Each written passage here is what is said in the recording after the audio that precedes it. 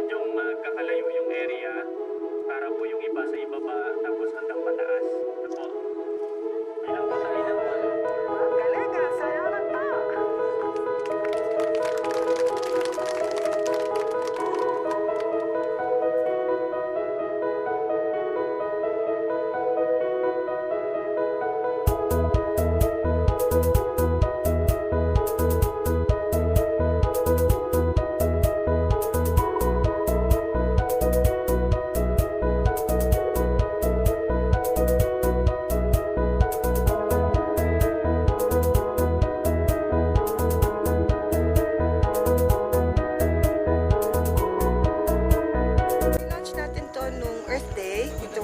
Ito nung April para sa isang malawakang pagtatanim, no? We wanted to hit 1 million tree in 3 to 5 years time. Ay pinagsasama natin lahat. Nag-umpisa ito kasi as parang finand ito ng food group dahil sa my own bag.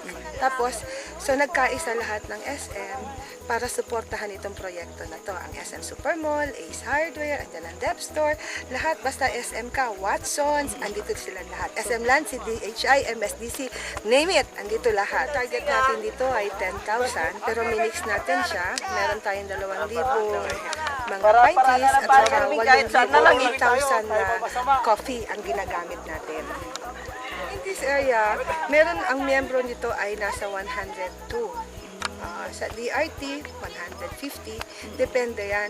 Kasi makikita mo sa bundok na to, hiwa-hiwalay ang bahay.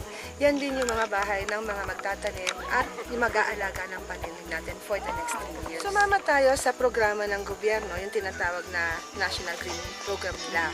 Itong National Greening Program, naglalayon siya na taniman lahat ng mga bundok na pag-aari ng gobyerno, yung mga walang problema. So, para sigurado tayo na itatanim, kinuha natin, yung in-enlist natin yung mga government, yung mga POs ng lugar, no? Para sila ang magtanim. Ito yung mga taong nakatira, people's organization na nakatira mismo sa lugar. Ano yung layunin natin? Dalawa. Yung isa, of course, the greening program of the government. Second is, pag nagtanim tayo tulad dito sa Baguio ng kape, in 3 to 5 years time, aani na sila. Pag umani na sila, it becomes their livelihood. Kasi, di ba, di alagaan nila yung puno kasi pwede na sila umani ng kape at pwede na ngayon nila itong ipagbili ngayon. Talagang baka malay mo, in the next 5 years, yung pinangkokolehiyo ng mga anak nila, pinang-aaral na galing na dito sa 10 hektaryang itinanim natin. Pasalamatan ko muna din ang DEN. Ay, nakalimutan ko. Kasi sila yung tumutulong sa atin, ang from the main head office nila hanggang dito. Para sa mga beneficiary at saka sa DENR. Alam nyo, kahit ano ang mga tao ng gobyerno, katulad namin at mga private sector na katulad natin, ay talagang gusto namin kayong tulungan. Pero kahit anong tulong po ang ibigay namin sa inyo, kung hindi ninyo tutulungan yung sarili ninyo, ay palagi ko tayo mag-uumpisa sa zero.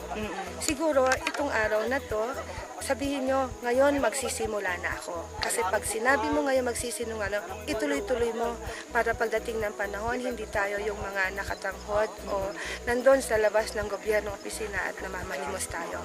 Let's try to make ourselves self-sufficient. Nasa kamay po ninyo yan. Kaya lang namin yung oportunidad, buksan ng oportunidad para sa inyo. Pero nasa inyo po ang ikaunlad. Thank you. Salamat po.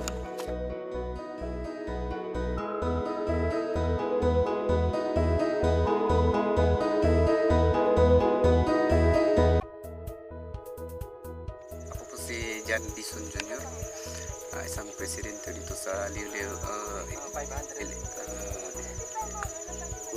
LMCBB Gold Partners Association. Ako po nag-ano po ako ng leaded po, gumagawa po ng damit, jacket.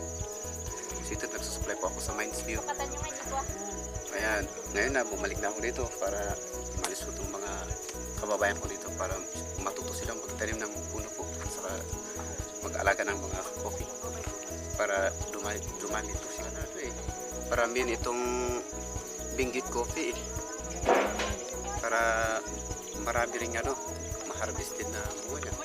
Saka marami ring pagkukunan ng seedlings para maibigay sa ibang lugar kung meron din magkakailangan ng seedlings. Kasi kapag lumaki ito, nalalag lang yung bunga niya, ano din, nag-ano din siya. Madami. Yung dumadami. Sabi ko sa mga sponsor ng SM Foundation, maraming salamat po sa kanila. Na ano nila dito, napili nila na dito itanim yung mga seedlings nila. Saka yung association namin, pinili nila. Maraming salamat po sa inyo.